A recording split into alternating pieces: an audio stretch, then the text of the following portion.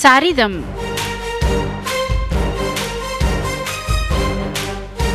பாகம் 39. மீண்டும் ஒரு அழகான பொழுதினில் சரிதம் பாகம் 39 இணைகிறோம். வாழ்க்கை வரலாறுகளை அலசும் சரிதம் இன்றும் ஒரு வாழ்க்கை வரலாறோடு உங்கள் முன் வருகிறது. அந்த வகையில் கடந்த வாரம் சீனாவின் வரலாற்றையே மாற்றி அமைத்து வரலாற்றில் அழியாத இடம்பெற்றுக் கொண்ட மன்னன் ஷி ஹுவாண்டியின் ஆட்சி காலம், அவர் பிறப்பு வரலாறு பற்றி பார்த்தோம். இன்றும் வரலாற்றில் பேசப்படும் ஒரு நபரின் சரிதம் பார்க்க இருக்கிறோம். இவர் அறிவியல் வரலாற்றில் மறக்கப்பட முடியாதவர். தன் வாழ்நாள் முழுவதையும் ஆராய்ச்சிக்காகவும் கண்டுபிடிப்புகளுக்காகவும் அர்ப்பணித்தவர். நம்மில் ஒவ்வொருவரும் இவரின் கண்டுபிடிப்பின் ஏதாவது ஒன்றினை தினம் பயன்படுத்தியே வருகிறோம். பலருக்கு அவரது கண்டுபிடிப்பு சாதனத்தை கொண்டே தொழிலும் வாழ்வும் நடக்கிறது.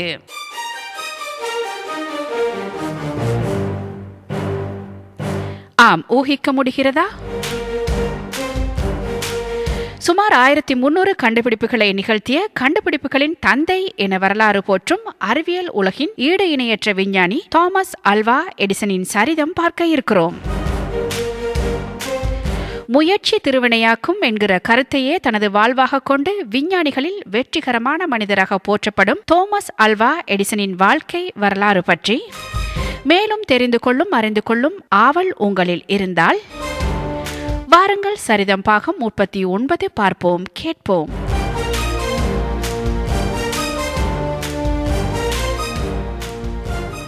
மதிநுட்பம் என்பது 1 விழுக்காடு ஊக்கம் 99 விழுக்காடு வியர்வை என்ற புகழ்பெற்ற பொன்மொழியை கூறியவரும் வாழ்ந்து காட்டியவருமான ஈடு இணையற்ற கண்டுபிடிப்பாளர் தாமஸ் அல்வா எடிசன் ஓர் ஏழை அமெரிக்க குடும்பத்தில் 1847 ஆண்டு பிப்ரவரி 11 பிறந்தார்.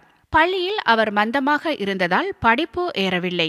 ஆனால் இயற்கையிலேயே எதை பார்த்தாலும் ஏன், எப்படி என்று கேள்வி கேட்பதோடு ஆராய்ச்சி செய்து பார்க்கும் துருதுருப்பு அவரிடம் இருந்தது. ஒருமுறை கோழி அடைகாத்து குஞ்சு பொரிப்பதை பார்த்து தானும் முட்டைகள் மேல் அமர்ந்து குஞ்சு பிறக்குமா என்று முயன்று பார்த்திருக்கிறார் எடிசன்.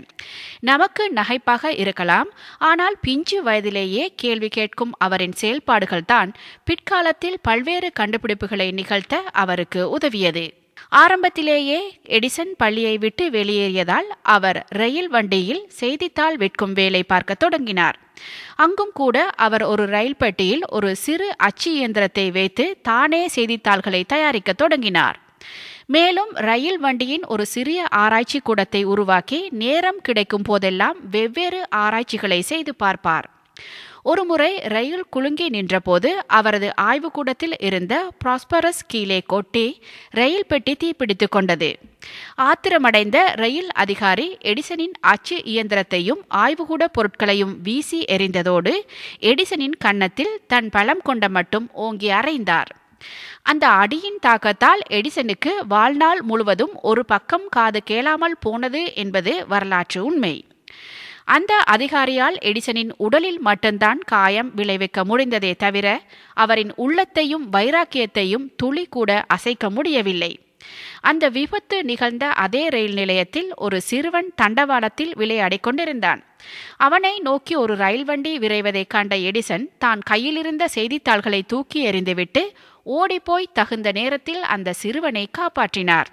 அந்த ரயில் நிலையத்தின் தலைமை அதிகாரியான அச்சிறுவனின் தந்தை மகிழ்ந்து போய் எடிசனுக்கு நன்றி சொன்னதோடு அவருக்கு தந்தி அனுப்பும் முறையை கற்றுக் கொடுத்தார்.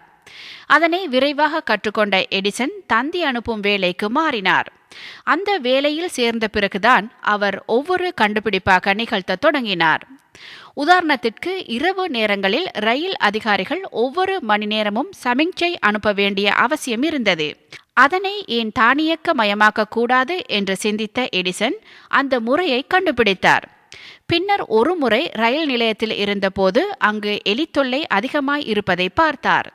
உடனே எலிகளை செயலிழக்க செய்யும் கருவியை கண்டுபிடித்தார். இப்படி பார்வையில் பட்ட பிரச்சினைகளுக்கெல்லாம் அவர் தீர்வு காண தொடங்கினார். 1876 அவர் மெட்னோ பார்க்கில் புகழ்பெற்ற தனது ஆராய்ச்சி கூடத்தை அமைத்தார். அந்த ஆராய்ச்சி கூடத்தில்தான் உலகம் போற்றும் பல கண்டுபிடிப்புகளை அவர் நிகழ்த்தினார். அலெக்சாண்டர் கிரஹம்பெல் உருவாக்கிய தொலைபேசியை கார்பன் டிரான்ஸ்மிட்டர் என்ற பாகத்தை கண்டுபிடித்ததன் மூலம் எடிசன் தான் செம்மைப்படுத்தினார். அதன் பிறகு போனோகிராஃப் என்ற குரல் பதிவு கருவியை கண்டுபிடித்து அறிவியல் உலகையே வியப்பில் ஆழ்த்தினார் எடிசன். எடிசனின் கண்டுபிடிப்புகளிலேயே போனோகிராஃப் தான் ஆக பிரசித்தி பெற்றதாக கருதப்படுகிறது.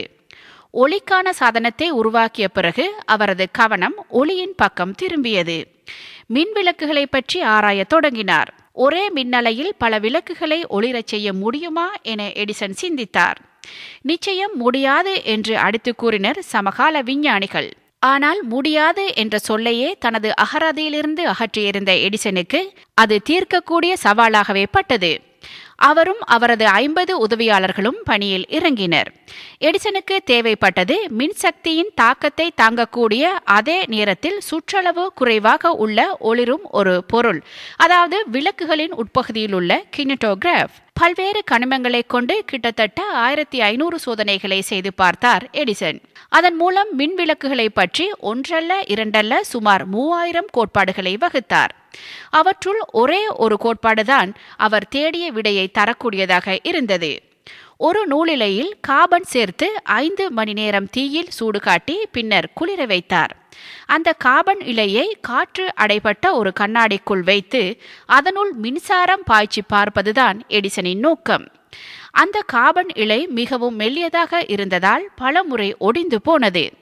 ஆனால் ஒடியவில்லை எடிசனின் தன்னம்பிக்கை.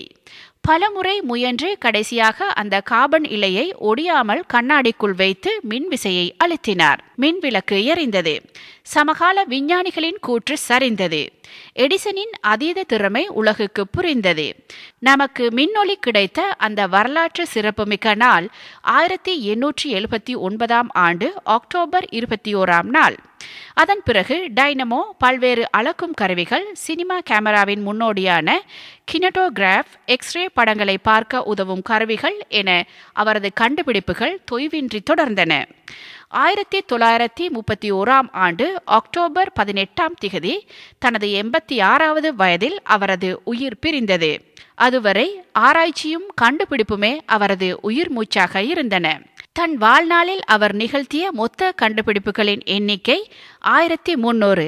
சரித்திரத்தில் வேறு எந்த கண்டுபிடிப்பாளரும் கிட்ட கூட நெருங்க முடியாத எண்ணிக்கை அது.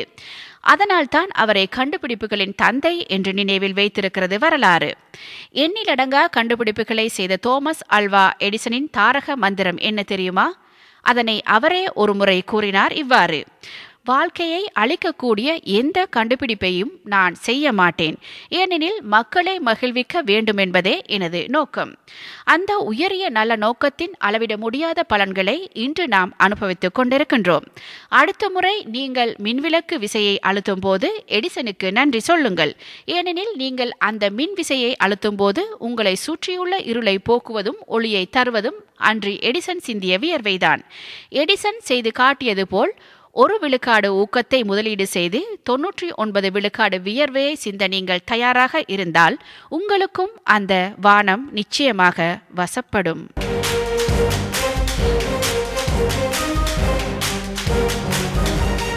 இத்துடன் சரிதம் நிறைவு காண்கிறது. இதுவரை நேரமும் நீங்கள் பார்த்ததும் கேட்டதும் தன் வாழ்நாளையே கண்டுபிடிப்புகளுக்காகவும் ஆராய்ச்சிக்காகவும் அர்ப்பணித்த ஒரு விஞ்ஞானியின் சரிதம்.